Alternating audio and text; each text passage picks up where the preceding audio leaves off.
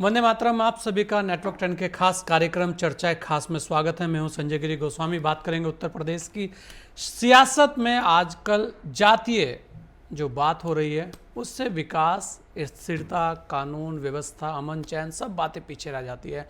सियासत को जातीयता से साधने की कोशिश की जाती है। किसी सत्ता या सीएम के कामकाज का मूल्यांकन उपलब्धियों के आधार पर नहीं बल्कि जाति के आधार पर किया जाता है। इस तरीके की जब बातें चलती हैं, चर्चाएं चलती हैं, कहीं ना कहीं बहुत कुछ कह जाती हैं, बहुत सारे सवाल खड़े कर जाती हैं और जातियों को लामबंद करने के लिए बड़े बड़े सम्मेलन होने लगते हैं, नारे लगते हैं, ज़्यादातर टिकट भी इसी आधार पर बढ़ते हैं।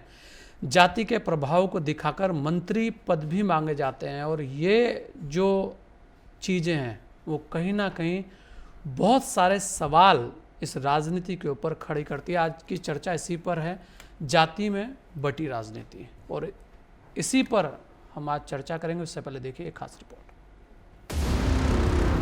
यूपी की राजनीति जातीय आधारों के बाहर नहीं निकल पाती। यूपी में सियासी जंग जीतने के लिए हमेशा कास्ट फॉर्मूला तलाशा जाता है।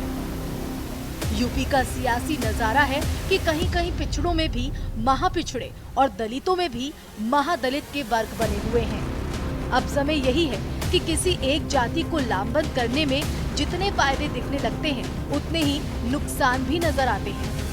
वजह यही है कि जातियों का ये गणित इतने फैलाव के साथ है कि जातियों में भी अंतर जातियों के अपने अपने नेता हैं और उन नेताओं को अपनी जातियों पर लामबंद होने का इतना भरोसा होता है कि वो बड़ी पार्टियों के साथ बार्गेनिंग करने को भी तैयार रहती हैं और इसमें सफल भी हो जाती हैं।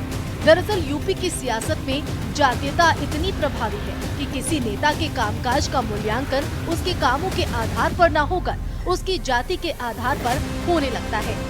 पिछले दिनों 3 घटनाक्रम खास तौर पर देखने को मिले। योगी सरकार ने यूपी को ढर्रे पर लाने के लिए कई दिशा में कदम बढ़ाए हैं, लेकिन मीडिया या राजनीतिक हलकों में उनके कामकाज के मूल्यांकन के बजाय मीडिया या सियासी चर्चाओं में उनकी जातीयता को ज्यादा तूल दिया गया। इसी तरह अपना दल और निषाद पार्टी भी केंद्रीय मंत्रिमंडल के विस्तार से पहले अपने जातीय आधार का महत्व बताना नहीं भूली। लेकिन छोटे सियासी दलों को ही इस दायरे में क्यों देखा जाए? बड़ी राजनीतिक पार्टियां, चाहे वो बीजेपी हो, सपा या बसपा, जातीय समीकरणों को खूब बारीकी से टटोलती है। बसपा ने महसूस किया था कि सिर्फ इतने भर से लंबी राजनीति नहीं की जा सकती। बार बार के गठजोड़ से बाहर निकलकर उसे अपने प्रभाव को बढ़ाने के लिए उच्च जाति का समर्थन भी चाहिए। बसपा ने 2007 में अपनी रणनीति को बदला। बसपा ने कई सीटों पर ब्राह्मणों को टिकट दिया और उन्हें बड़े पद दिए। ये रणनीति काम भी आई और इस फॉर्मूले पर बसपा को 206 सीटें मिली थी। तब से लेकर आज की राजनीति में काफी बदलाव आया है।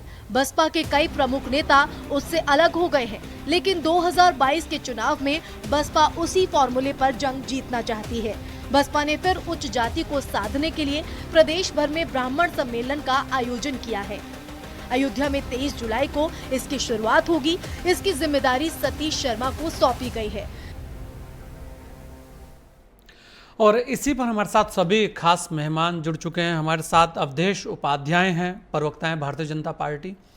हमारे साथ कीर्ति निधि पांडे हैं, प्रवक्ता है समाजवादी पार्टी। हमारे साथ अजय अरोड़ा हैं, प्रवक्ता हैं कांग्रेस। हमारे साथ सरदार इंदरजीत सिंह जी हैं, प्रवक्ता हैं राष्ट्रीय लोकदल। और हमारे साथ संतोष दुबे भी हैं, प्रवक्ता हैं आम आदमी पार्टी के। आप सभी लोगों का बहुत बहुत स्वागत है।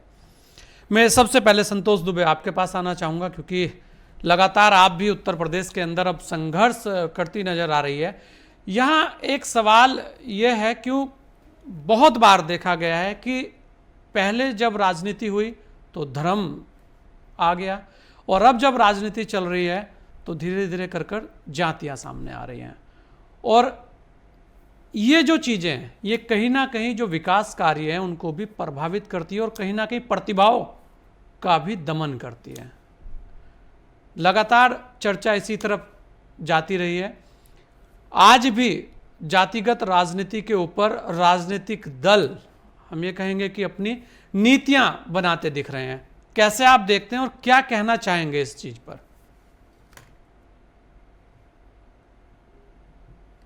प्रदेश हो या बिहार हो, ये दो स्टेटों में अधिकतर देखा जाए तो जातीय समीकरण को ही साधने का लोग प्रयास करते हैं, और जिसका कारण रहा उत्तर प्रदेश और बिहार का पिछड़ापन।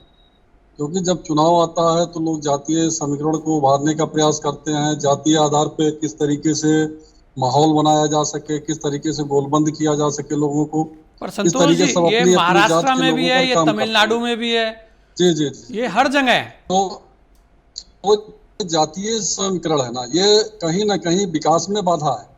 और जिस तरीके से जातीय समीकरण को साध कर लोग अपने अपने जाति का नेता चुन लेते हैं, और चुनने के बाद स्थिति ये होती कि चुनाव से पहले तो जाति की बात होती है, लेकिन चुनाव खत्म होने के बाद वही नेता जो जातीय समीकरण को साध कर चुनाव जीतते हैं, वो अपने जाति का भी भला नहीं करते हैं।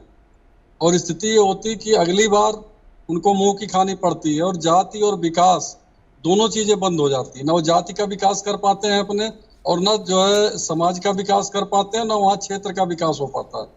तो ये जो जातीय समीकरण पे चुनाव जीतने का जो जो ये लोगों ने एक फार्मूला बना रखा है, ये निश्चित ही विकास में बाधक है। और जब तक ये जातीय समीकरण पे ही चुनाव होंगे, विकास में बाधा रहेगी और विकास कभी नहीं हो पाएगा।